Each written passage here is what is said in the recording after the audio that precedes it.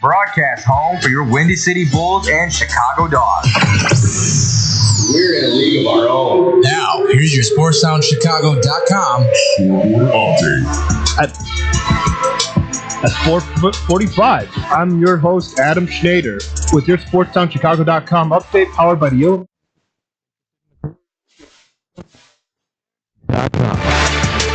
The huge play.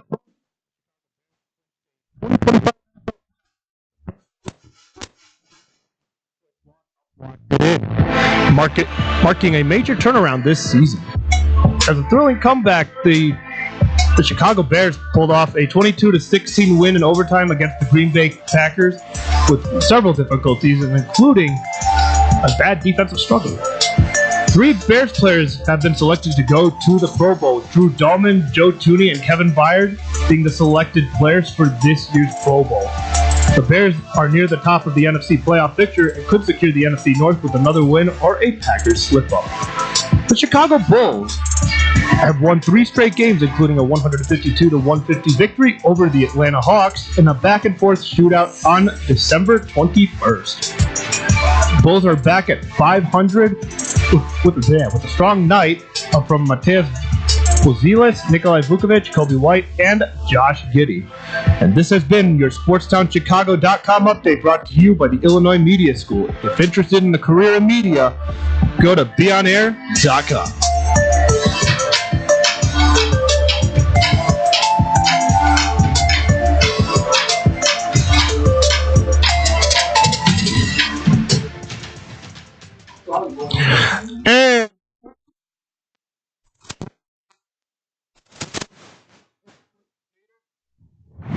My name is J9 Joshua Williams. This is Freddie Love. And yeah, we got a really cool guest who has been a superstar here at the Illinois Media School. Fred, where can they find you on social media? You can find me on Freddie Love on any social medias, Instagram, Twitter. I still call it Twitter, not X. And it's always Twitter. Snapchat. So Freddie Love, Freddy Love. All righty, guys. We're going to get into some NFL.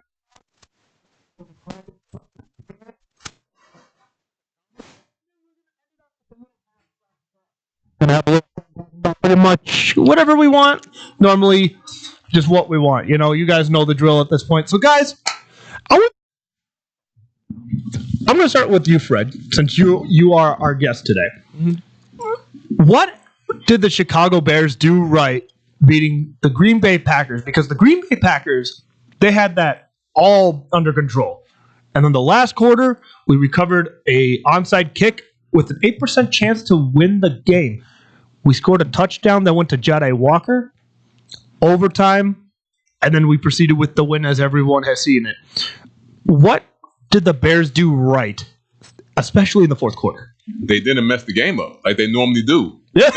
Ben Johnson has instilled his image onto this team, and that's one thing I love about Ben Johnson.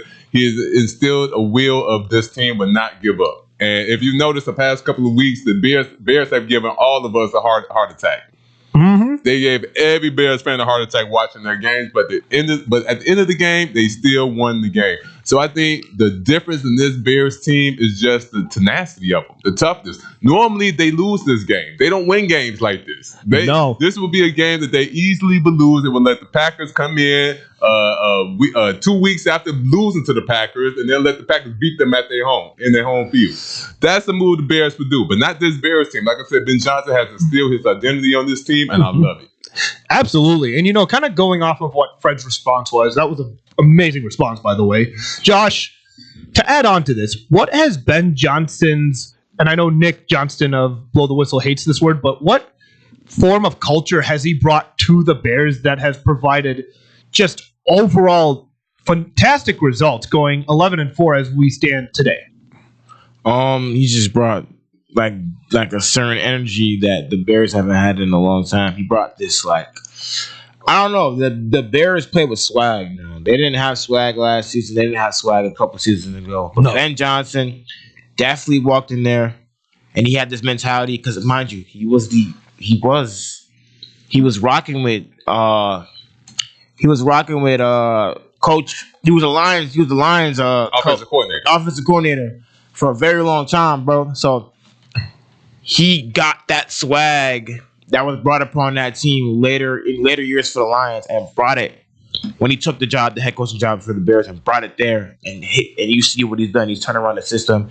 He's made their defense looks amazing. The offense for years wasn't the highlight of them. Now it's a huge highlight. So you know what I'm saying? He just brought that swag that the Bears needed to take himself over the hump, and now they're 11-4 with a shot, which already in the playoffs, and a shot to damn near clinch the first seed and get a bye. I mean, we're in the race as well as San Francisco. They won yesterday. They just beat the living crap out of Indianapolis if you guys saw that game. No, that was a drubbing. Yeah. They smoked the Colts. And also it's kind of a telling sign also that Phillip Rivers took number 17, which was Daniel Jones's number. And that kind of means Daniel Jones, I think, is done with the Colts. It seems that way. Yeah. I mean, you don't just replace your quarterback with a 44-year-old and expect for your previous quarterback to come back. Not after an ACL tear. Nah. So with this win for the 49ers, what does this mean? I'll ask you guys two different questions, but I'm going to hit Josh first with this one. So for the 49ers, what does this mean going into week 16, and then you got week 17? So you got 2 games to prove that you can get the number 1 seed overall, but you got to go against Seattle and the Rams, who had some fantastic seasons so far. What do the 49ers need to do? Well, I don't know, because they're playing in Seattle, who I think Seattle's a better team than them. Then they're playing the Rams, who I think is a better team than them. So I think they can generally lose these next 2 games. But what they should do is, in terms of winning this game, I'm not gonna lie, they just gotta trust their system, man. They had a really good system that they've been building for a very long time. And I feel like Purdy is a very underrated quarterback. So I feel like he's been just like the whole season I haven't heard anything about the 49ers, but I just know they're always doing good because it's the 49ers. So I feel like that culture that the 49ers built, especially in the 2010s, I feel like they just gotta keep that foot forward, and they're going up against Seattle, which is to me, it's a rivalry game. When they matched up, like it gives you memory after memory after memory, and then you know what I'm saying. I just feel like they just got to go off of, again, like culture. Like it's a culture that the 49ers got. They got some culture that just keeps them in a race for years to come. So I just say go off that. I don't really know. I'm not gonna lie. I don't think they're winning. No, fair enough. I don't think they're winning. I ain't gonna lie. Interestingly enough, a lot of people don't see Purdy as a franchise quarterback. Now, give or take, he does have the Mr. Irrelevant tag on him, being drafted 256th overall, the last pick in his draft. But yet he puts up 5 touchdowns, 5 passing touchdowns. That is impressive. A lot of quarterbacks in their careers, most they'll get like maybe 3 or 4. But you got some handfuls that'll throw for 5, 6. And I believe the record is tied with like 4 people at 7. Which is why I think Brock Purdy should get a lot more respect, because, like you said, being picked at the end of the draft, the last person picked, and he's putting up numbers the way that he is. He's putting up numbers better than guys that was drafted before. That was drafted in the first round. Mm-hmm. So why anybody still don't think he's a franchise quarterback blows my mind, because he's still easily a top 15 quarterback to me. I mean, with that game, he kind of showed why he got paid that extension. Exactly. I would have paid him that extension. I mean, it also helps that they have a decent O-line, and, Trent Williams being the anchor of that O-line. Yeah. And then, you got the wide receiver core is a little decimated. I think they need to draft the wide receiver. Pretty old. Brendan Ayuk's injured, and he doesn't even want to be with San Fran. He just got the contract, said, look, bread. My knee is gone. He got the bread. But $30 million. I thought he was... After he got the check, disappeared. I thought they were gonna keep Debo and get rid of Ayuk, but I guess they said that.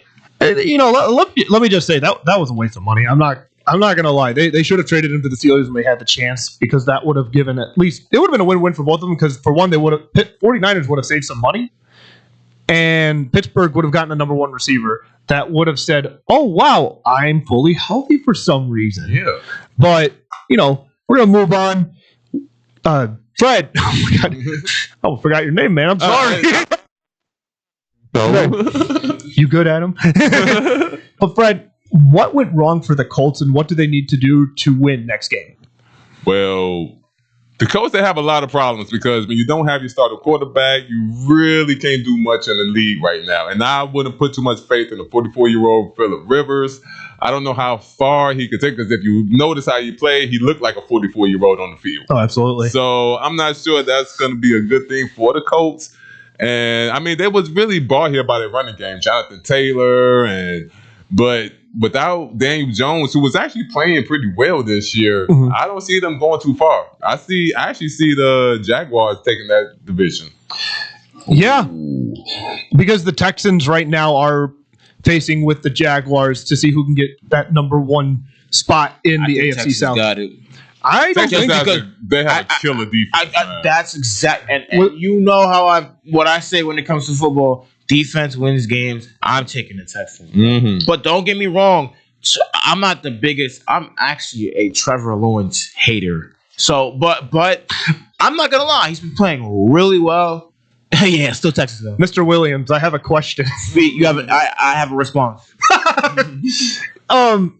Well, I'm not going to say he's an MVP candidate. I don't think he's definitely not. But with all this being said, in 2 weeks, he scored 10 touchdowns, 5 each game. And part of the reason why they clinched a playoff spot was because, well, the 49ers beat the Colts. But his play as of recently is what he should be doing probably in the playoffs. And the Jaguars, from what we've seen, has been kind of a joke of a franchise. So I'll actually ask this question. What do the Chargers, or specifically teams who do not have a Super Bowl, since the Chiefs are not in it this year, what do these AFC teams have to look out for, and what do they need to do in order to win the Super Bowl? Fred, I'll start with you first. You talking about the entire AFC or the AFC West? Oh, the AFC teams that are currently clinched. So like you don't have to do all the teams. No. I'm just trying to remember all the teams that clinched. I think it's 5 already, but it is 5. I mean, the gates is wide open for them. The Chiefs aren't there no more. So the big scary team is not there to knock you off. So if the Chiefs ain't there, Patrick Mahomes ain't there, this is your time to strike by the iron to side. Exactly. Josh? I'm gonna be honest, bro. Like in terms for AFC teams, you just gotta understand that a lot of these teams don't have experience. So it's really just a matter of playing your game at the right time. Because you could play a certain team and play your best at that against that certain team, and it could carry you far. Because you're not realistically playing everyone. You're only playing 3 teams to get to the bowl. So unless you get the bye. But you're playing, most likely, you're always playing 3 teams to get to the bowl. So I would say this year, especially in the AFC, there's really no experience outside of maybe Buffalo because they've been to the conference. I would say, well, Buffalo made the Super Bowl, but that was like the 90s, bro. And then the Chargers have one, but that was 90s too. But anyway, I would say for like teams like the Jags and the Texans, experience doesn't matter in this situation because no team is experienced outside again the Bills. But rest of these teams are not experienced. Patriots, they have a new coach who's doing really well, Mike Vrabel, really well. But you know what I'm saying, and they have a second year or third year, I'm pretty sure, quarterback in Drake May, who's looking like an MVP candidate. So everybody's young. It's just about playing the right team at the right time. All right. When we come, we have takes on some NBA news snippets. I know Josh and Fred are going to be excited for this one, so don't go anywhere, and we'll be right back. Chicago sports for sure. SportsTownChicago.com. It's the summer of coffee at Dunkin' Donuts. To reach peak summer mode, you need your summer coffee. Like a smooth new s'mores frozen Dunkin' coffee, a refreshing butter pecan iced coffee, or a sweet coconut cream by cold brew. What could be better than an iced or frozen coffee on a hot summer day? Nothing. Dunkin' Donuts has all your favorite flavors this summer. So come enjoy the summer of coffee and keep cool out there, kids. America runs on Dunkin'. Price and participation may vary. Limited time offer. Hoo-yah! When car dealers fight for your business, you win. AutoJudo.com makes car buying fun by letting dealers compete for your business live. Real-time Auto Judo fights are the fast and easy new way to get multiple dealers' best offer on any car you want. It's free and anonymous. Only the dealer you select as the winner of your Auto Judo fight receives your contact info. You're never obligated to buy, so test drive your best deals now at AutoJudo.com. Dealers fight, you say, Yo, yo, yo, check it out. We got the finest pizza in all the land. Italian Fiesta is on deck, and I'm telling you, it's a hit. These pies don't miss. No matter what time you get the munchies. Pepperoni, extra cheese, turkey Italian sausage, they got all the toppings. Italian Fiesta delivers until midnight during the week and 1 a.m. on the weekends. Plus, you can use your Uber Eats or Grubhub if you got the app. And if you ain't rocking with the pizza that night, try one of their sandwiches or pasta. And they have plenty of side dishes, just like me, if you know what I mean. Hop online and go to ItalianFiesta.com or call 773-684-2222. Piece of pizza, that is. There's only one place to watch your favorite sports team and have mouth-watering pizza. Come on down to Moretti's Pizzeria, where you can get a pizza for half the price every Tuesday. Try out our delicious varieties of pizza, sandwiches, and much more. I don't know about you, but a gooey mac and cheese pizza with a size of cheesy mozzarella sticks and watching sports sounds like paradise to me. Stop by at one of our 12 locations near you. We're open 7 days a week, anywhere from 10:30 a.m. to midnight. Visit our website, Moretti'sRestaurants.com, for delivery, catering, and even private parties. Moretti's, we bring the fun. Did you know that Club New in Aurora is the ultimate entertainment complex? Monday nights, it's free football and darts in the sports bar. Tuesday night is league night. Join the pool and darts team. Wednesday night is ladies' night at Club New. All the ladies get in free. Gentlemen pay a $5 cover after 9 p.m. Thursday night starts the weekend off right with college flashback night. Low price drinks, retro music, and an awesome buffet. Friday and Saturday night, it's the hottest dance club in the suburbs. Club New Nightclub and Sports Bar is located at 2121 New York Street in Aurora. You've tried the hit places, but they leave you hungry with an empty wallet. That's where Gretel comes in. They got what you really want. Visit their chic, lounge-like gastropub and try one of Chicago's top burgers, the Gretel Griddle Burger. The house-made bun and garlic aioli set this one apart from the rest. And don't miss half-price oysters, 4 to 6, Monday through Thursday, with rotating drafts, craft cocktails, and portions that don't skip. This is one of Logan Square's best-kept secrets. Monday through Thursday, 11 to midnight. Friday and Saturday, open to 1. 2833 West Armitage. Gretel, let's make this a night. Visit GretelChicago.com for menu and more.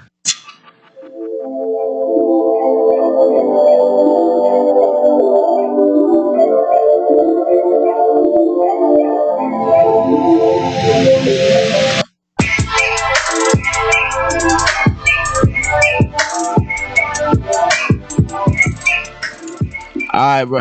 Welcome back to the fifth quarter.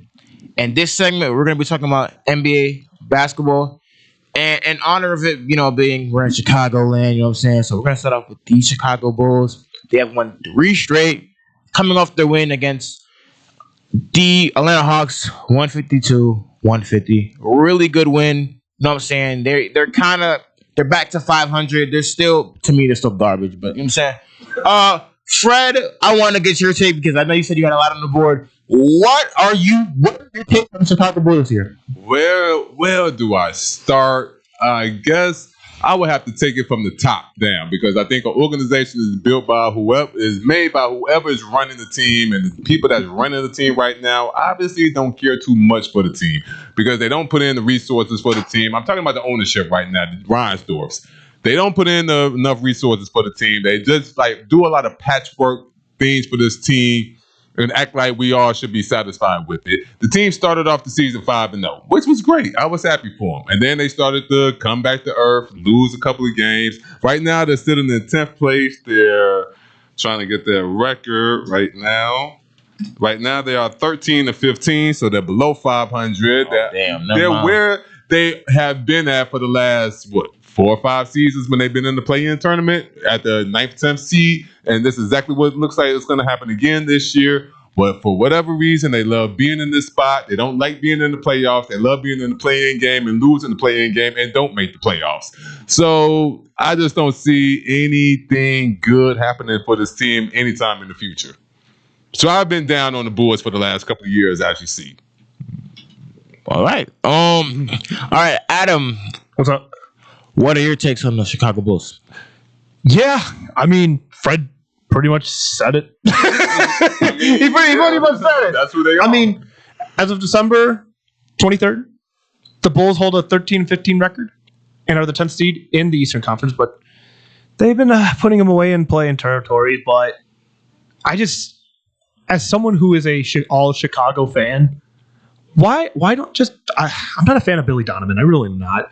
He's kind of a mid-tier coach that's coaching a mid-tier team, so you kind of get the results because it's like a flat line, as you see like on heart rate monitors. It's kind of what I see the Bulls. Not that they're dead in the water. No.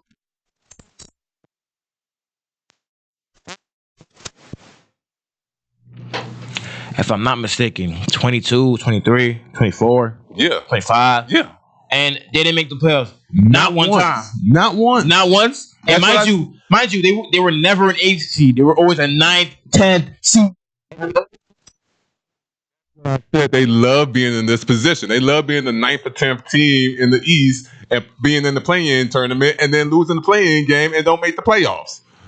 For whatever reason, they've been stuck in this cycle for a long time, and I do not see how they get out of this cycle unless they can magically hit the number 1 pick again like they did with Derrick Rose. But that's hearsay. That's probably not going to happen. So here I pose the question. Would you, because I've always thought Vooch got to go. Yeah. My thought process is Vooch got to go, and also Kobe White got to go. So I would say, do you trade both by the deadline? What are your takes? Fred, I'm going to start with you. Ooh, that's tough because I'm with you 100% about trading Vooch. I don't see a reason why he's still on the team, making $20 million a year when the team isn't going anywhere. He's better suited to be with a playoff team. Kobe White, though, really hurts my soul because he's my favorite player on the team, and he's still, to me, the best player on the team. But if you are going to improve the team, then trading Kobe White is probably something that you're going to have to do because he's the only guy on your team with any value. So if you're gonna try to improve the team, you may just have to trade Kobe for what I don't know. Because Kobe is a all-star player, but I don't know how much you're gonna get back just by trading Kobe. And if you really want to get something of value back, you're gonna basically have to trade your entire team, your draft picks. So the Bulls are really in a can't-win situation right now. All right, Adam, what are your thoughts on trading Vooch and Kobe White? 100% trade Vooch. I mean, look, Fred keeps taking the amazing points away, man.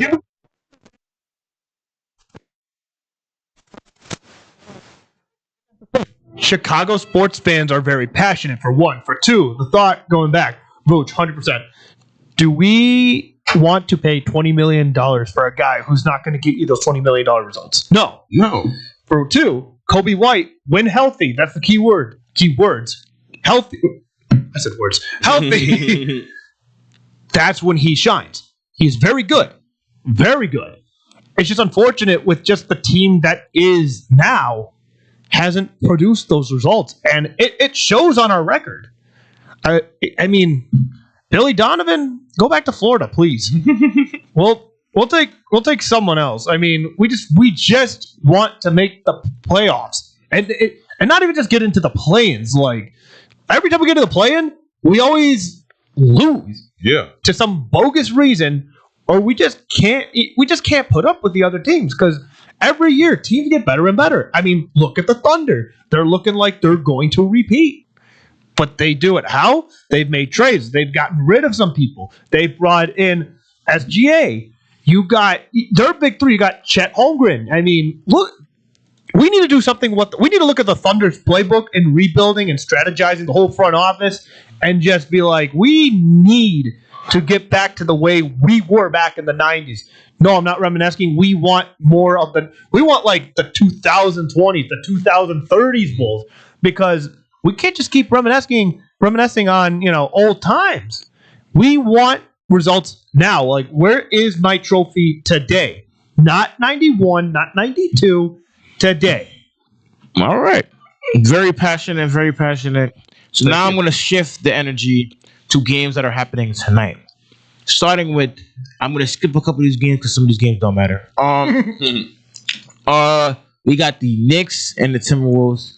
Two dominant teams in their conference. Knicks being the second seed in the East, and the Timberwolves, I'm pretty sure, are a top 5 team in the West. So, who do we have? Y'all know who I got. I got them Knicks. You know what I'm saying? But, Fred, I'm going to start with you. Who you got? In that matchup tonight, you know what? As much as I don't like the Knicks, but this is going back. This is beef from like 20, 30 years ago. And I have to roll with the Knicks tonight. I really like their team. And in fact, I like the Knicks to win the Eastern Conference this year. Thank you.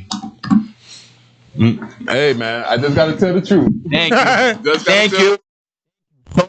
But I will say I don't see any other team overtaking the Knicks in the playoffs. That's the reason why I think the Knicks will come out the Eastern Conference. Oh, there's but yeah. All right, Adam, you're. What do you think? Knicks, Timberwolves. Who you got? Bro said you over there. I mean, I gotta say the Knicks they're just dominating throughout. They're 20-8, 7-14 record. They're only 2.5 games behind. What does that mean? I think they have a damn good chance to beat the Minnesota Timberwolves, because it seems like every team other than 8 that they've gone past by, they just seem to freaking steamroll them. I mean, the Timberwolves, it's up and down for them. The Western Conference, in terms of the teams we're looking at here, Thunder, they kind of have it. Then you got the Spurs, Nuggets, and then it kind of looks like it's a little bit of everyone else. But in the end, I'm going to say Knicks. Knicks are definitely going to take it. Okay. Man, you just gave me just a dead look for like half a second. Because it's like, bro, like I'm expecting the Knicks to win this game, but I think I'm not gonna lie, the Timberwolves are a really good team. I think the Wizards have a good chance. All right, trolling. All right, we got. Damn, there's not that much good games today. I was trying to do a little hype, but there's not that much good games. Okay, there's no hype. So there's no hype, but there's another good game in the Thunder and the Spurs. Now, the last time the Thunder Spurs played, it was the NBA Cup. Spurs got the win, but something tells me the Thunder are looking for revenge, so I got to take the Thunder to split. I don't know if they're playing, how much chance they're playing, but I think the Thunder are going to get back and win this game. Fred, who you think? Well, even though I do think Wembayama is a cheat code, but I think I have to side with you on the Thunder because they still are the best team in the entire NBA.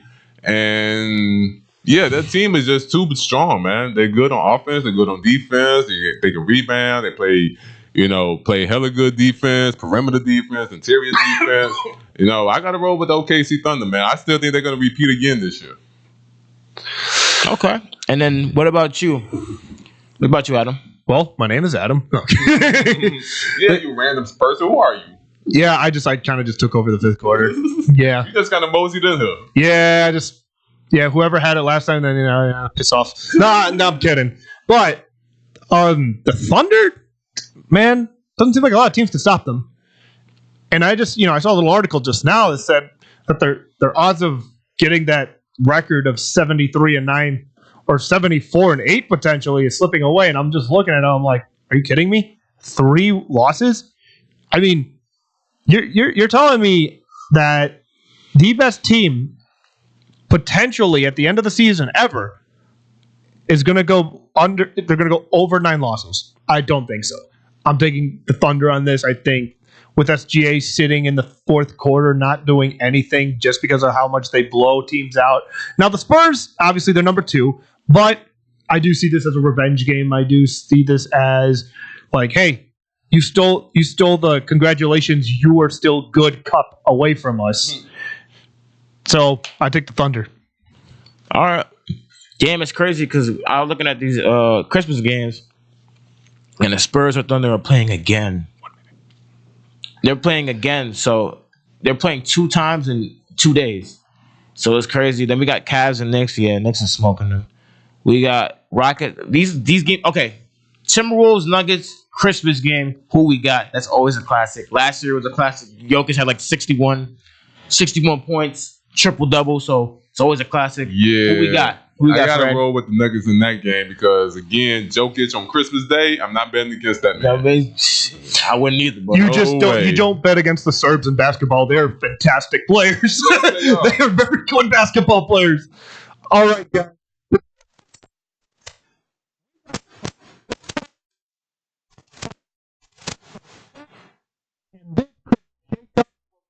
Have in our perspectives could win the national title.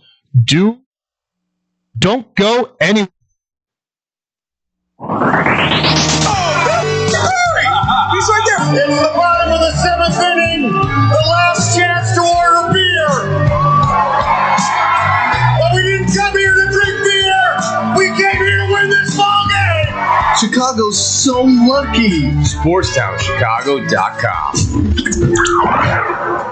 1, 2, 3 into the 4. Pizza at your house and you can get it at the store. Uh-oh, here we go. Chicagoland area. Little Caesars is heating up for the summer. Try our new Crazy Puffs. $3.99. Walk in or delivery. 7 days a week. 4 p.m. to 8 p.m. Filled with cheesy mozzarella, pepperoni, pizza sauce, buttery, garlic flavor drizzle, Italian herb and Parmesan seasoning, deep dish Detroit style pizza, $7.99. Super cheesy bread, $5.99. Hot and ready combo, $12.99. And for your daily deals, go to LitCaesars.com. Oh, Little Caesars, with our crazy puffs and cheesy dreams, you light up my soul with your pepperoni schemes. With every slice we share, with every moment we did in this piece of love affair, so you didn't hear that just here. You don't want to miss out on these delicious deals. Visit your Chicagoland area Little Caesars today.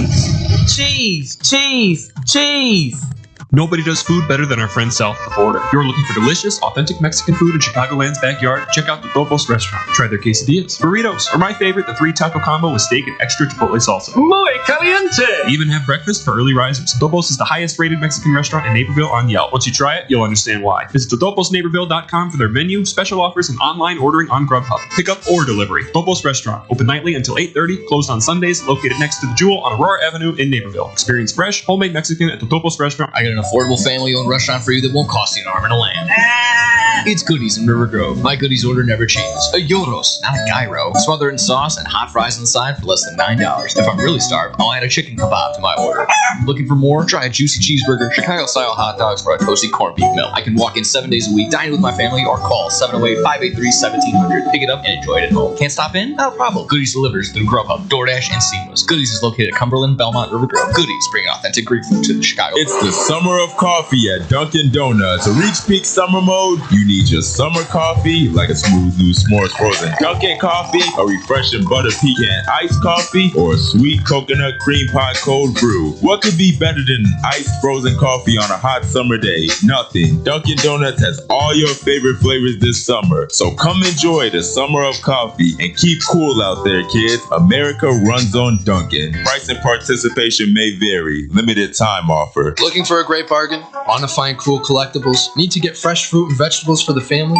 Come on down to Swap-O-Rama. 3 great locations, 42nd and Ashland in Chicago, Melrose Park in Ulsa, with hundreds of indoor and outdoor vendors selling clothing, tools, electronics, and much, much more. Have stuff for sale? Become a Swap-O-Rama vendor and turn your hidden treasure into cash.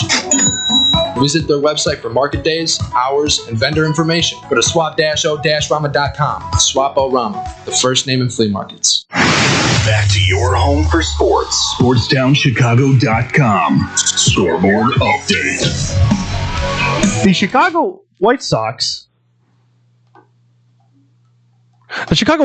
signed LHP Sean Newcomb to a 1-year deal, bolstering their pitching depth. In a separate blockbuster, the team reportedly signed slugger Monitaka Murakami to a multi-million-dollar contract aimed at improving the offense. The Sox are also building around improvements after struggling in recent seasons. The Chicago Cubs MLB winter meetings, the Cubs were linked to a potential roster additions like slugging third baseman, rumored to be Murakami interested as well. The Cubs are in off-season mode evaluating options ahead of the 2026 MLB season. The Blackhawks remain outside the playoff picture with limited point totals as of early December. Connor Bedard also addressed a shoulder injury, giving fans some clarity on his status and impact.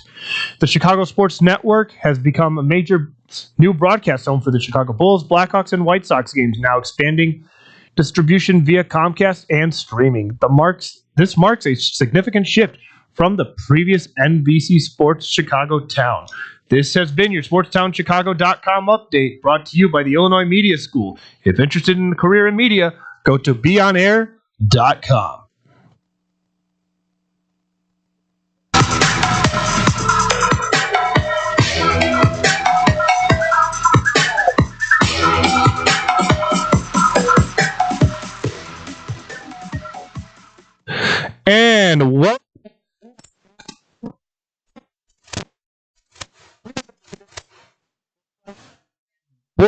are these matchups looking really? We're going to start off with Indiana and Alabama. Alabama provided the upset, 34-24, which, let's go, Alabama. God bless you guys. Keep rolling. Roll Tide. And we beat the Sooners, which everyone thought that we were going to lose that game, but we pulled off the upset. And now the Alabama Crimson Tide face the Indiana Hoosiers, who, of all teams, I don't think anyone expected them to be the number 1 seed, beating Ohio State in the Big Ten championship game. What are you guys' thoughts on this, Fred? Yeah, this game is going to be a very tough task for Alabama coming up because Indiana is not the old school Indiana anymore. This is a brand new Indiana team, an Indiana team that I'm not used to seeing because I'm used to them being a basketball school, not a football school. But this year, they've been balling out. And anytime you beat Ohio State the way that they did this year, this team is legit. So I don't think Alabama is going to just come in and be the old school Alabama and beat them, just come in, trounce them, and go back down to Tuscaloosa. This is going to be an alley fight for the Crimson Tide. Oh, 100%. And you know what? If Alabama only if, Alabama beats Indiana, this will, I think, turn the tide. Yes, the pun was intended. Thank you. But, yeah, Alabama, their passing game is fantastic. The running game does not exist. Oh, the running game is awful. It's awful. Jam Miller hasn't really helped. And whenever there's even somewhat of an opening, we still get like 4 or 5 yards best. So, Josh, let me ask you this. What does Indiana need to do to beat the Crimson Tide? Just play? They're really good at stopping the run, which is not really the concern. I would say if they can contain the receivers, if Indiana DBs can contain Alabama's receivers, I don't even think it'll be close. I ain't gonna lie, because it's like you said, Alabama's run game doesn't exist. They don't exist. So why would you focus on their run game if you're saying all they do is pass the ball? And Fred, I'm going to come back and swing to you. What does Alabama need to do to beat Indiana? Well, I would say try to establish that run game that's been non-existent all year long, but that'd be their best bet and not try to rely on their receivers too much because even in that case, even on play action, the defense could sniff that out if you don't have a running game. Oh, so they're going to have to try to establish that running game some type of way just to let them know that this is going to be a threat that you have to worry about for the rest of the game. Absolutely. And you know what? This, I think, will be a little bit closer than some people might think. I think that some people will say, Indiana will be the ones that'll just blow Alabama out of the water. I don't think that's going to happen. I think we have a good enough defense to put them at least at 10 points. Yeah, it won't be a blowout. No. But at the end of the day, Curt Cignetti has changed this team around so much that they ended up beating Ohio State in the championship game, in the Big Ten championship game, 13-10, and their seeds flipped. So, Josh, I'm going to go to you. I asked you earlier how Indiana can beat Alabama, but how can Kalen DeBoer outcoach Curt Cignetti with this offense that Indiana has? Well, Indiana's offense is, I think they have the best offense in college football. So I would say for Alabama, they just got to, they got to bring out a run game. Because if you bring out a run game, that opens up this whole different ball game. Because then you open up that run game, then play action, like Fred said, play action is going to happen because they can fall for it. They're going to fall for it. If we do a play action with no run game, it's sack. Yeah, right. Getting sacked. You know what I'm saying? If they have a run game and they have an established run game, it's going to open the floor up so much because it's not I'm pretty sure Indiana's not expecting it. So you come out the gates running and you get some yards, they're going to focus on the run game. Then it opens up the passing game. And you have both. Play action. Whatever you can do, whatever you want.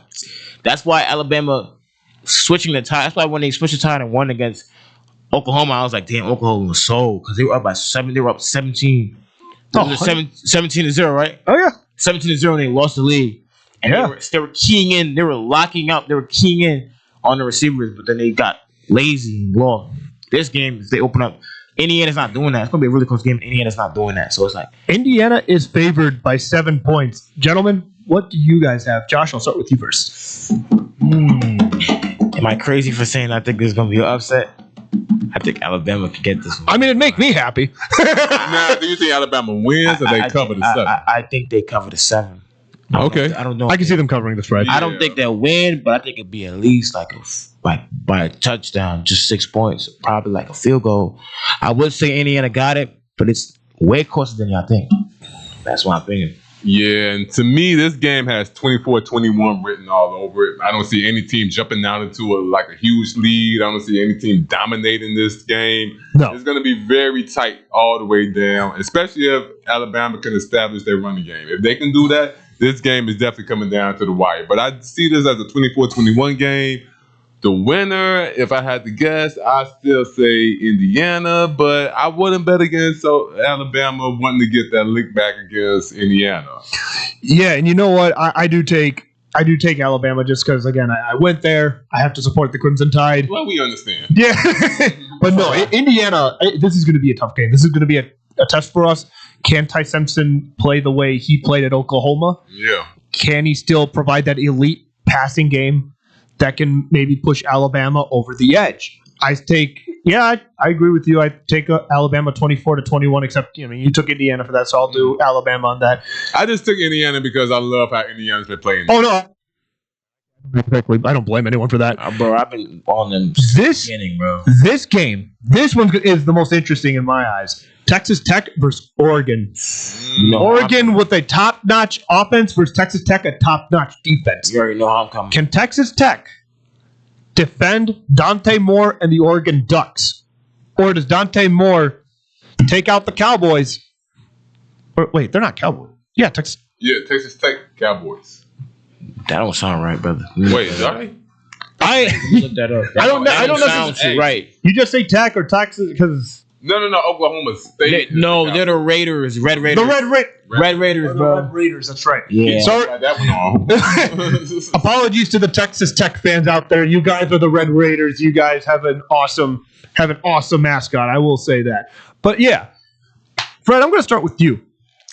Does Texas Tech, with how they are defensively, can they get around the pocket, potentially getting Dante Moore to get pressured into throwing out of bounds, or does Dante Moore manage to find a way to get around and provide touchdowns? Well, the Texas Tech defense has more than enough speed to get to the quarterback. Will they, though, is the question, because Oregon's offensive schemes are out of this world. Even their offensive line, they are tremendous. So if I had to pick one, I may side with Oregon because I'm a lot like Josh where I love defense. Mm-hmm. But sometimes a team's offense could be so good and polished that they can get around a good defense. And I think this Oregon's offense is like that. All right. That's a great response. Josh, I want to ask you, how does Oregon, with how elite Texas Tech's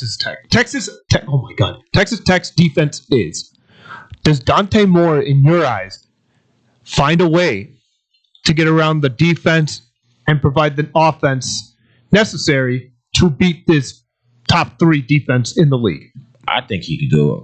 You think he can? Dante Moore, to me, is just Caleb Williams 2.0. 2.0, bro.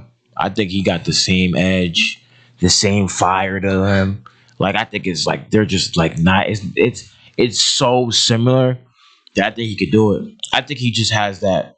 And he's more he can play game management. So if he has to waste the clock a little bit to find the right play to you know what I'm saying? Yeah. The right scheme, he'll do that. Yeah. Because wasting clock is very manageable. Because if you try to go take their head off quick, oh yeah, Texas Tech is picking that off. And I believe in it. I believe Texas Tech can pick that off. So it's just about being coachable, game management, and just playing smaller passes is gonna get the win. A lot of screen passes, a lot of maybe shotguns. You know what I'm saying? Just small passes just to get up the field. And you know what? I'll start off with this. I think Texas Tech beats Oregon. Now the spread is Oregon 1.5, but I honestly think Texas Tech is gonna get that spread, but I'm in their favor. I think Texas Tech wins this game.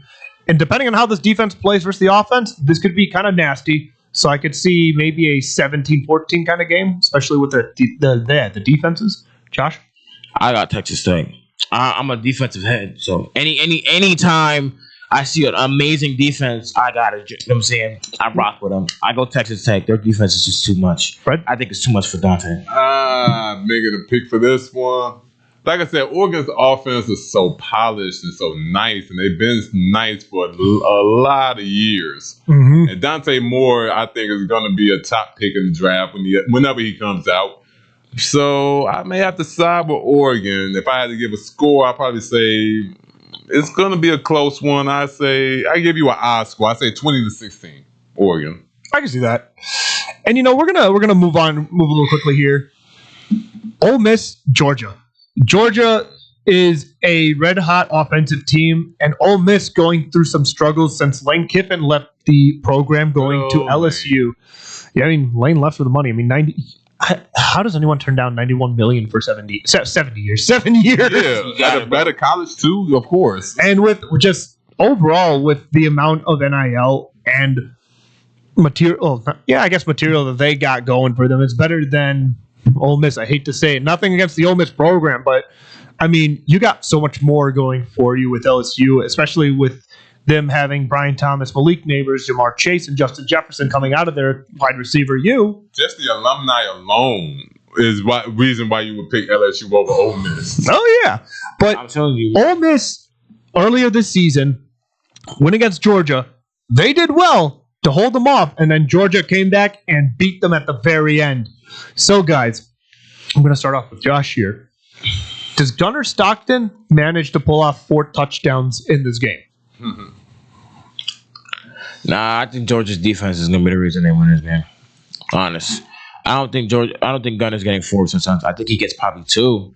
I think Georgia's going to win because it's Georgia, and Ole Miss doesn't have the capabilities and their coaching and all that to get the win. But to say that Gunner's getting 4 touchdowns might be pushing it. It might be, but it's a fun little question there. The most I say he get is 3. I don't know about 4. I got an interesting question for you then, Fred. What does Ole Miss, without Lane Kiffin, do for this offensive scheme since they got Pete Golding, the former defensive coordinator at Bama in 2020? Does Chambliss stand a chance, or do they crumble under the pressure of Georgia's immaculate team? Well, I don't think they crumble, but I think they won't look as good as we've seen Ole Miss when Lane Kiffin was coaching them. Because now, obviously, he's left and they're with an interim coach, and everything is kind of like in shambles now. We're getting ready for a key playoff game. Oh yeah. But I think I'm gonna have to side with Georgia in this fight. Ole Miss, they just not too many things going in their direction right now. No, then they definitely lost a step. But Chambliss, it might be interesting to see if he actually goes into the portal and goes to LSU. Yeah, I can see that happening. That would be interesting. So, gentlemen, Fred, I'm going to start with you. What do you think the score for this game is? I like Georgia's defense, and I think the offense is a lot better. I go Georgia. You know what? Let me get 31-17. 31-17. Yeah. Dang. Actually, okay. Josh? Georgia 34-0. I'm just playing for a blowout. Shutout. I'm just playing. Nah, but it's honestly Georgia 27, Ole Miss like 18. You know what I can see do you remember when Napoleon Dynamite said 50 freaking billion? Yeah. Yeah, Georgia by 50 freaking billion. No, but I could see Georgia taking this one 28-14. Yeah. Like I said, Georgia's defense is definitely going to make a statement in this game. So I don't think it's going to look too good for Ole Miss. Not on the offensive side of the ball. And we got the final playoff game. Yes, for the second round. Miami versus Ohio State. Ohio State, as we've all seen it, have just looked like they've had no flaws. Mm-hmm. They lost their one and only game to number 2 Indiana, and Indiana just outcoached Ryan Day and that phenomenal team. And they won, but still, they got a bye. They had time to rest. They could see the film off of Miami versus Texas A&M. So, Fred, I'm going to start off with you on this one.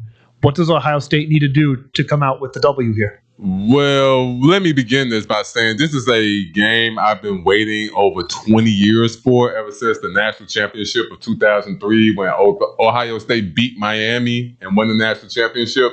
And I've been wanting Miami to get their lick back on Ohio State. So let me just say I'm a little biased for this game because I want Miami to win really bad. But Ohio State, if they want to win, just come out doing what they've been doing all season. Just playing strong football. You know, the passing game has been good. The quarterback has been good. The defense has been solid. So as long as they keep that up, and this Miami team has been prone to a lot of mistakes. When you got Mario Cristobal as the coach, who's made a lot of boneheaded mistakes like the Georgia Tech game last year when they could have easily won the conference. And no, he wanted to run the ball and they fumble and lose the game.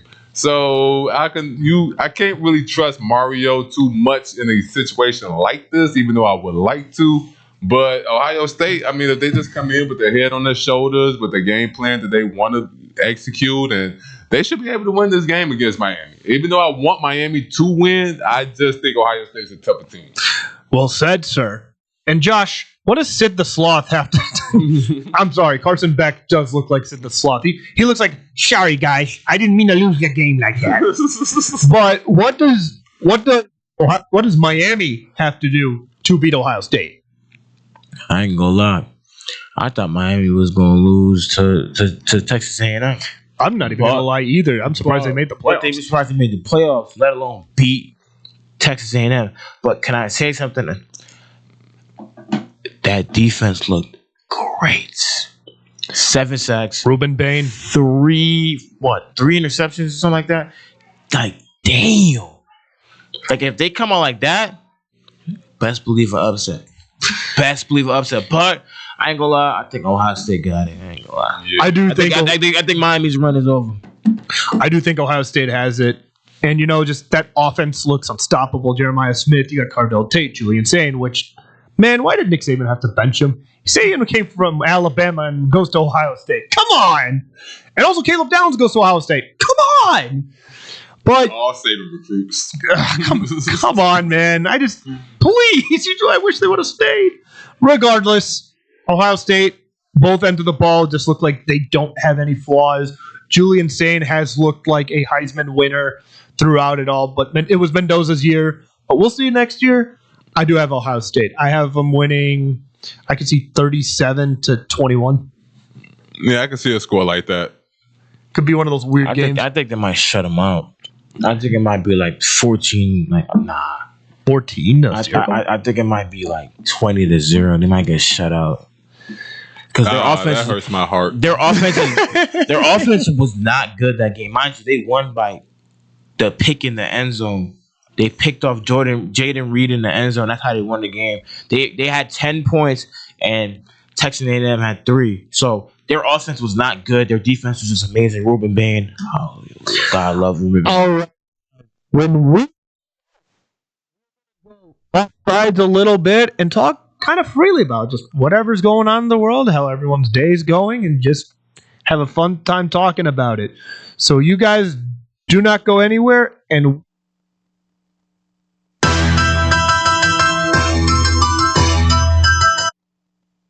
this is your home for sports. It's the best fans in the world. No better team. SportsTownChicago.com.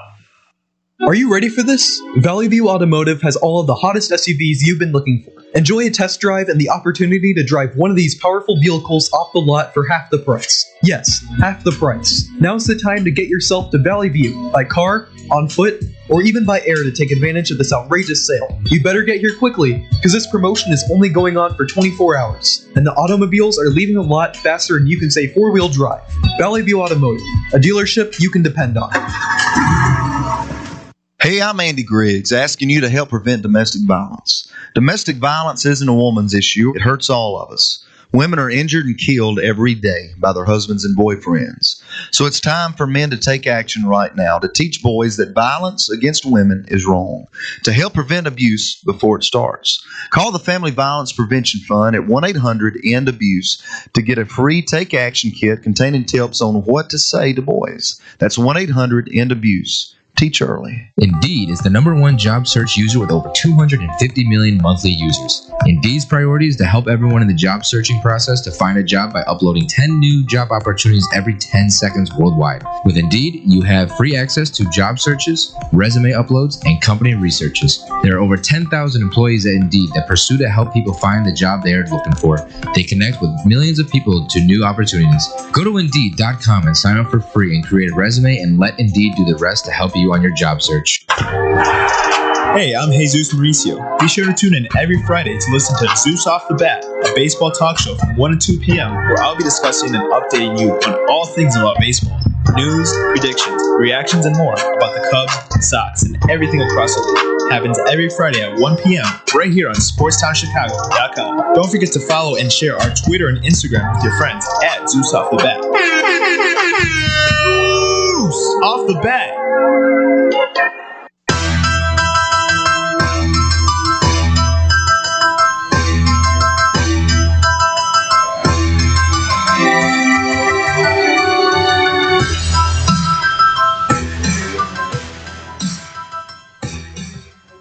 Alrighty, guys.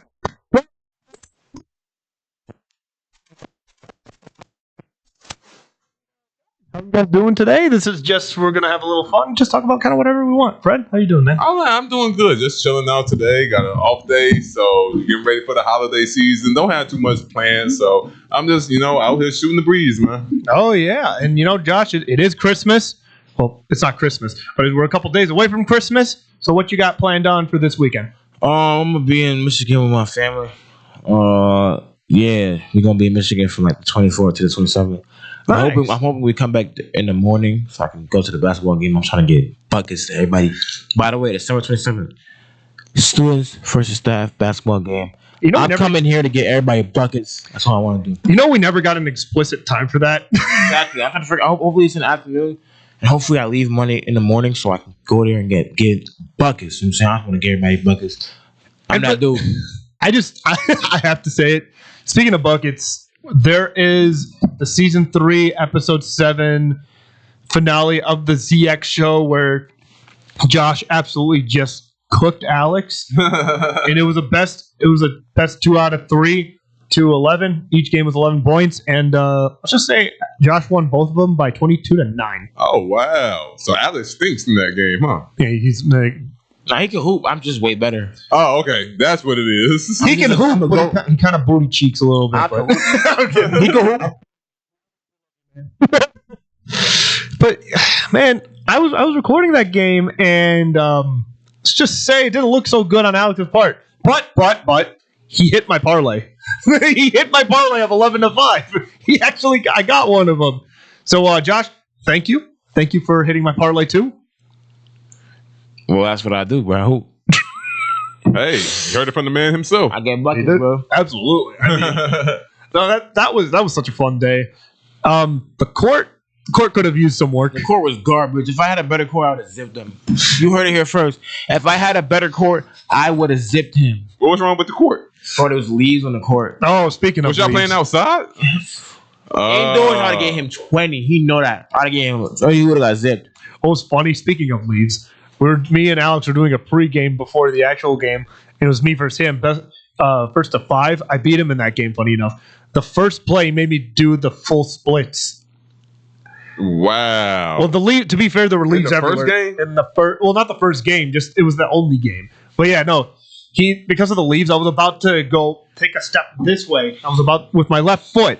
I was about to hop to go forward or sideways to go block, but there was a bunch of leaves piled up, and I slipped. And I just decided just did the full splits. I mean, I still got. Don't get me wrong. Well, no, I mean, John, you saw everything that happened, man. That was not. It was not recorded. I wish it was. Good day, good game, and good day. And funny enough, I still beat Alex 5-4, which is even crazier because for a guy who you may do the splits, I'm like, okay, this is some foreshadowing we're seeing here. And sure enough, I mean, Alex does know how to hoop. He's very good. It's just he played Josh. It was like like Josh said, he's better. Yeah. Better, bro. Alex, if you're gonna Yo, watch, I'm literally the best hooper in both schools. Both. I say this right now. I am the best school hooper, whether it's the O'Hare campus or the Chicago campus. Not any campus. Oh, Miami, Cleveland. I'm better. Cincinnati. You forgot about Cincinnati. I'm better. Oh, and Colorado. I'm better. Actually, speaking of campuses, you know what I'm surprised about? That. Oh, in Miami, I'm better. Actually, wait, the English and Spanish campus? Oh, even if how do I say I'm better in Spanish? Muy betero. Muy better. I don't think that's how he said it. But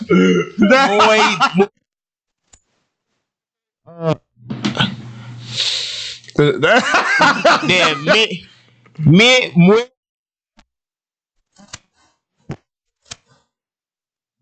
What does that? Does that mean I'm very good? Well, I think very good. Muy bueno. Yeah, muy.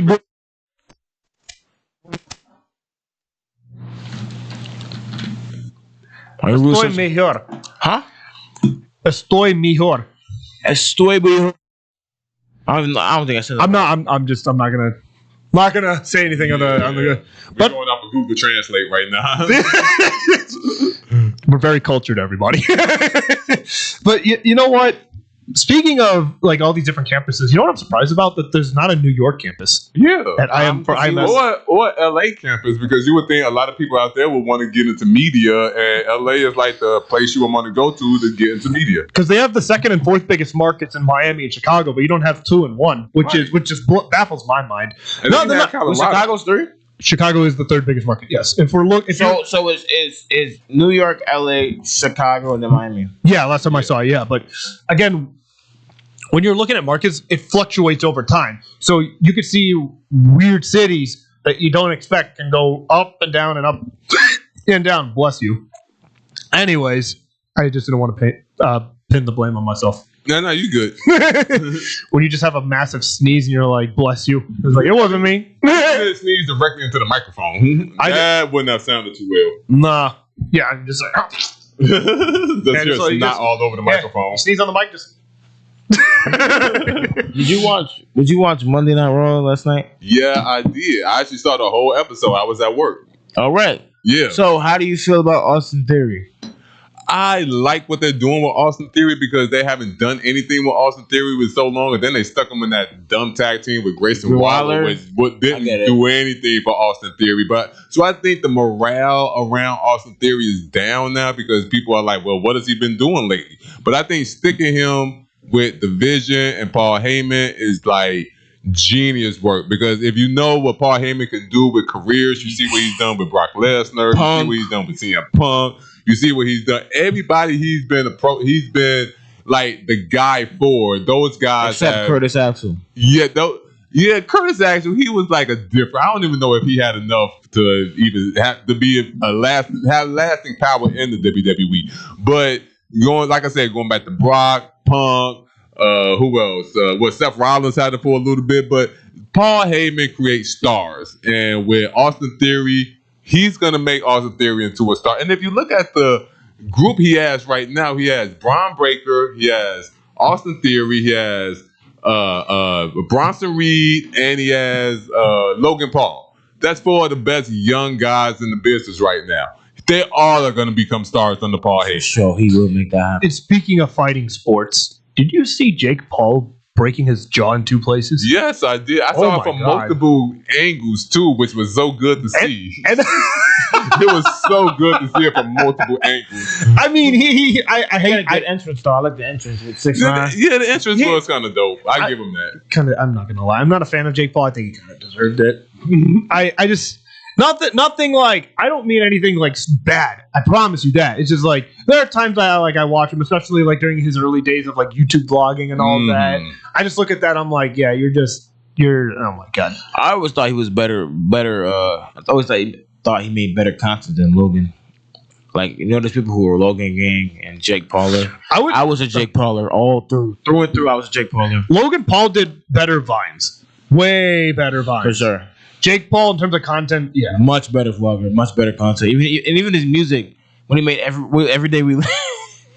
Oh my God! Wait, Jake Paul did music? Yeah, he made a song called Every Day. It's Every Day, bro, with the Disney Channel. Every Day. It was a way better song than whatever Logan made. I love how one of the verses was said, "England is my country or is my city." I was like, did this guy just say England is a city? People always tie back Logan Paul to Japan. Oh yeah, I know. Yeah, with that video he took where the guy like was hanging in the yeah. That was, you know what? That was like the first time I actually heard about Logan Paul. I didn't know anything about him until that video came out. I mean, not a great look, especially for people who have just saw this guy for the first time. That's like one of the worst first impressions. You know what? ever. That's probably the reason I don't like him, because that was the first time I heard about him when I saw that whole Japan video, and I was like, this dude creating content like this? I don't want to see no crap like this. No. And kind of, oh my god, I kind of want to tie this back a little bit before we sign off here. A little Bears talk just before we go. I am a little nervous about the 49ers game. I mean, the 49ers looked really good against Indiana. 5 passing touchdowns and a pick 6. I mean, man, can we stop them? Well, the 49ers has always been a iffy opponent for the Bears. If you know anything about the past history with the Bears, they've lost to the 49ers in the NFC title game. I think it was in 88. And they lost to them again. And I think 88 and 89, if I'm not mistaken. But yeah, the Bears have always had problems with the 49ers, no matter if it's the Jerry Rice 49ers, the Joe Montana 49ers, the Steve Young 49ers, the Terrell Owens 49ers. That still bugs me. I still remember that game. He had like 20 catches in one game, and that was just embarrassing for the Bears. I don't even think the Bears got past midfield that game. That was Cade McNown, the wonderful Cade McNown. But no, this game should worry all Bears fans. I don't think we have it in the bag yet. The 49ers are still a tough team. Not Sean McVay. I'm thinking that's the Rams coach. Shanahan. Kyle Shanahan. He's still a great offensive mind, and the things he can do with that team and that personnel. You still got Christian McCaffrey on the 49ers. So, no, the Bears are going to have their hands full this game. This ain't going to be a walk in the park. And plus, you're still playing in San Francisco. So, that's always been a house of horrors for the Bears. All right, I'm going to have to cut it here. I apologize, Josh. My fault, John. My fault. No.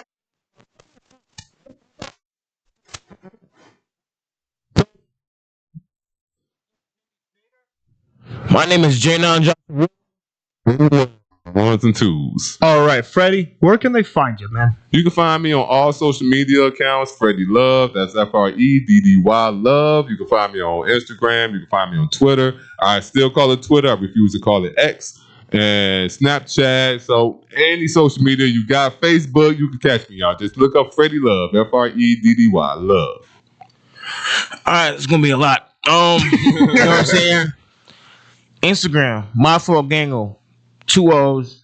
Nah, that's the Instagram. That's the TikTok. _Gango. 5 O's on Instagram. And I just recently made a sports account.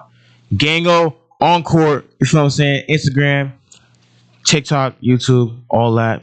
And then My Fault Gango. You'll find me on all YouTube. And you can find me on Instagram at slim_SHNADY. That is slim_Schnady.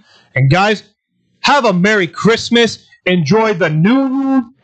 And we will catch you again next year. Sayonara. A little cocky, but I think we're legends in Chicago.